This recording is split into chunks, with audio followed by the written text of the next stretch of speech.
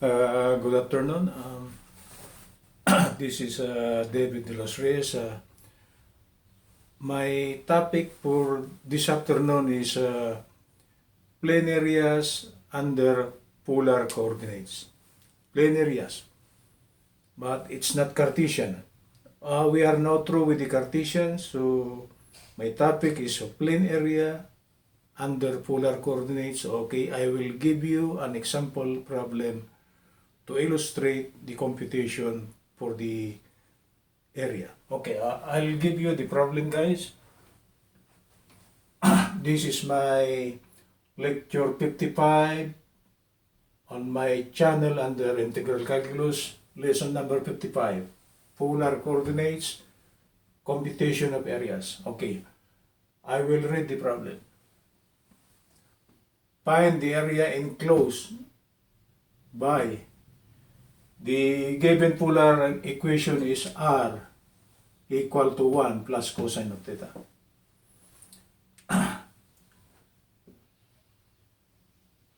This is a polar equation.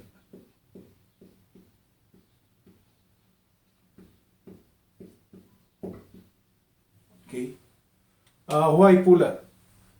Because we are given a radius and a variable angle. So to find for the area enclosed by this polar equation, okay, it's a must that we should know or we should know the graph of this polar equation. Okay, wait guys, I will take my calculator.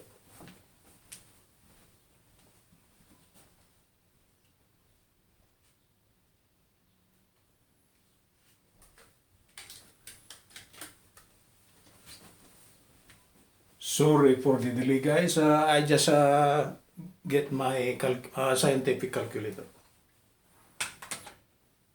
To visualize how we will solve for the area, it's a must that we should have the graph of this given polar equation. Okay, to graph this polar equation, okay, this is a polar graph, right? This is 0 degree, 30, 60, 90, 120, 150, 180, 210, 240, 270, 300, 330, and one complete revolution, it is 360.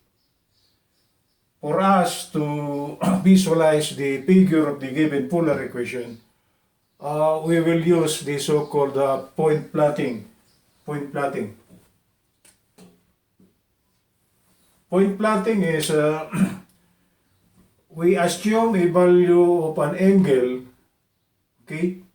We place it back here, then we will compute for the value of the radius.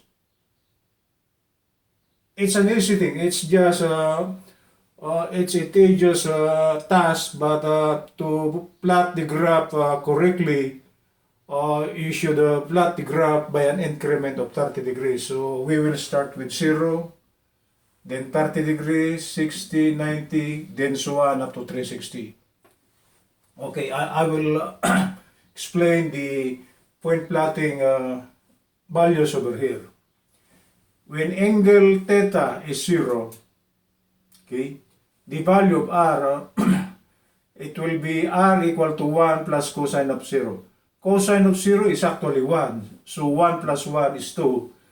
Meaning, when theta is 0, the value of R is 2. Meaning the radius is 2. When theta is 0 degree, the value of the radius is actually 2 units. So 1 unit, 2 units, this is 2 units. This is the point. Okay? When theta is 30 degrees, okay, place the value of 30 degrees over here. Cosine of 30 is actually 0.866. Okay? So 0.866 plus 1, the value of the radius at 30 degrees is 1.866. This is 1.866. Okay? When theta is 60 degrees, cosine of 60 is actually 0.5. Sorry guys, I memorized the value of the sine and cosine value. I am an engineer. I've been teaching for how many years, so actually I memorized No, I didn't memorize it. It's on my mind already. Cosine of 60 is actually 0.5. So this will become 0.5. 1 plus 0.5 is 1.5. Meaning, when theta is 60 degrees, the value of the radius is 1.5. This is 1.5. This is 1, then 0.5. So this is 0.5. When theta is 90 degrees, cosine of 90 is actually 0. Cosine of 90, cosine of a vertical line is 0. Okay, 0. So if this is 0, 1 plus 0 will be 1. So when theta is 90 degrees, the value of the radius is 1. This is 1 unit. Okay, guys? When theta is 120 degrees, that's 90, okay, plus 30, that's 120. The value of the radius will be, if you take the cosine of an angle beyond 90, the value should be negative. So what will come out will be 1 minus 0.866. So what will come out is actually cosine of 120. Actually, you could take the value of cosine of 120, cosine. It's negative 0.5. So 1 minus 0.5, at 120 degrees, the value of the radius is 0.5. Okay? The radius at 120 is 0.5. Okay? At 150, you can still place 150 over here. Take the cosine, it's still negative. It's 0.866 plus 1 equals 0.866 negative plus 1. What will come out is 0.13. At 150, 1 minus 0.866, what will come out for the radius will be 0.13. It's getting smaller. It's 0.13. Okay? At 180, cosine of 180 is actually negative 1. So 1 minus 1 will be 0. So at 180 degrees, the value of the radius is actually 0. It comes back over here. Okay, guys? So if you try to connect the points from 0 to 180 degrees, this will be the first graph. Okay? Just continue, okay? At 210, the cosine of an angle at 210 degrees, it's still negative, so it will repeat itself. This will be negative 0.13. At 240, it's 0.5. The radius is 0.5. At 270, it is 1. Same as this. Meaning, the graph of 1 r plus 1 cosine of theta is actually symmetrical. Okay? At 270, it is 1. At 300, it is 1.5. Same as this. At 330, it is 1.866. Same as this. Then at 360, cosine of 360 or 360 degrees, sorry guys, 360 or 0 are the same. The cosine of 0 is actually 1. Okay? Therefore, the cosine of 360 is also 1. So the value of the radius will be 1 plus 1. It goes back to 2. So from 180 to 360, this will be the graph. So as you see, the graph is actually a heart shape. And it is symmetrical with respect to the 180 and 0 degree. So actually, the required area is this area here. Okay? So we now know the graph. The importance of the graph is that without knowing the graph, we don't know what will be our limit. So actually, to take the total area of the r plus 1 cosine of theta, the graph of this is actually heart-shaped, symmetrical with respect to the 0 and 180 degrees. To take the total area, just take 1/2, then times 2. So I place it here.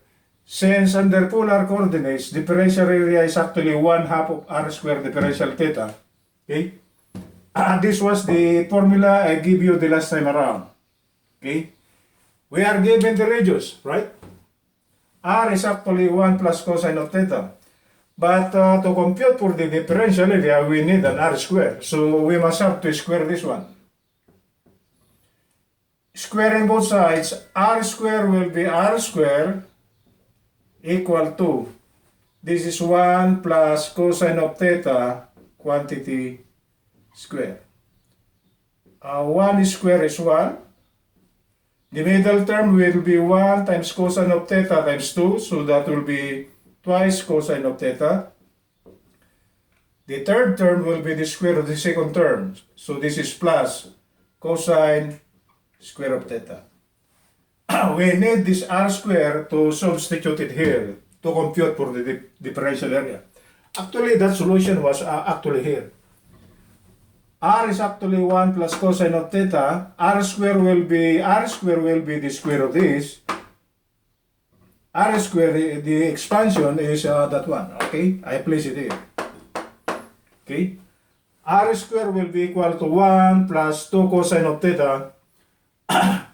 Cosine square of theta, later on we will integrate it. So there is no formula on how to take the integral of a cosine square, but there is an equivalent of cosine square in terms of a double angle. So I will replace this cosine square of theta in terms of a double angle, and the equivalent of this, okay, is actually 1/2 times the quantity 1 plus cosine of 2 theta. If we try to simplify this, 1/2 times 1 is actually 1/2. That's plus 1 over here, so that will be 3/2. I'll rewrite this one, twice cosine of theta. 1/2 times cosine of 2 theta will be 1/2 cosine of 2 theta. So this is the needed equivalent of r squared in terms of a single angle, and it is now integrable. So if we place it here, differential area over 2, y over 2. Okay, because I am thinking that I will try to rotate this differential area from 0 to 180, okay, to complete 1/2 of the area. So to take the total area, you just divide that by 2. Okay?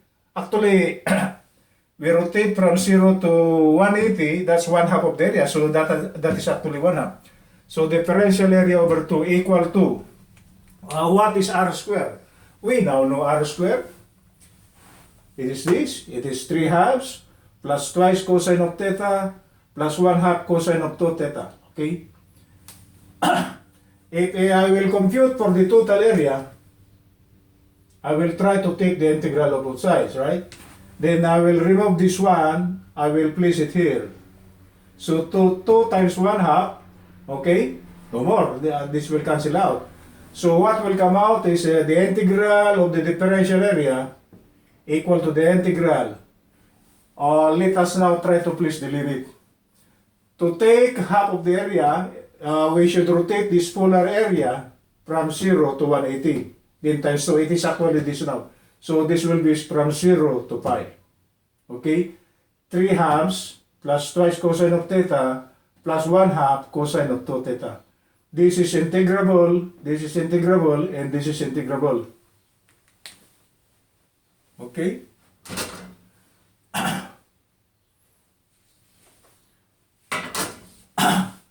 The integral of cosine is actually plus sine, okay?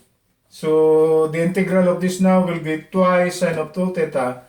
For this one, it's still integrable, but we must have to introduce 1/2 outside, because the total differential is twice theta, right? So 1/2 times 1/2, this will be 1/4, and the integral of cosine of 2 theta will be sine of 2 theta with the limit from 0 to pi. Okay? We are now throwing in the integration, guys. Integrable, nothing to change over here, but for the second part, we introduce 1/2 outside, so 1/2 times 1/2 will be 1/4, and the integral of cosine is actually sine of 2 theta with the limit from 0 to pi. Okay, substituting the upper limit. The first one will be 3 halves times theta. When theta is pi, this will be pi. Okay? Second part. Second part. If theta is pi, okay, what will come out here is sine of pi equal to sine of 180 degrees. Sine of 180 is actually 0. So this will become 0. Okay? The second part, third part of the upper limit, it will become sine of 2 theta, 2 pi. What is 2 pi? It is actually 0 degree, right? 0 degree or 360. The sine of 0 is 0. The sine of 360 is 0. So actually the third part, upon substituting the upper limit, it will also be 0. Minus open quantity. When theta is 0, 3 halves times 0 will be 0. Okay? Sine of 0, if we place the value to be 0, sine of 0 is 0. So for the lower limit, the second term will also be 0. The third term, for after substituting the lower limit, sine of 2 times 0 is 0. And sine of 0 is 0, so the third part is actually 0. So actually, if we try to substitute the lower limit, it's all 0, so this is actually gone, right? Even the second part and third part of the upper limit, it is 0. So, okay? So what will come out for the answer will just be simply, it's like this.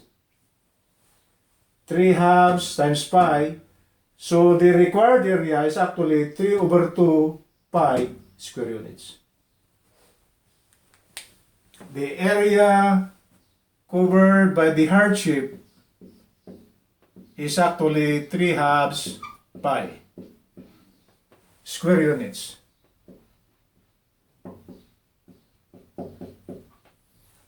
Okay, that's it, guys. Under polar coordinates, the given polar equation is r1 plus cosine of theta. Upon point plotting, we know that the graph of the given polar equation is a hardship and it is symmetrical with respect to the 0 and 180 degrees. So what we did is that we take 1/2 area, then we multiply it by 2. So our limit is actually from 0 to 180. We will rotate the polar coordinates from 0 to 180, then times 2. That represents the total area. And luckily, the integration is not so hard because it is just the integration of a cosine and cosine single angle and cosine double angle. And they are both integrable. So upon the substitution of the upper and lower limit, what will come out for the area is 3 halves pi square units.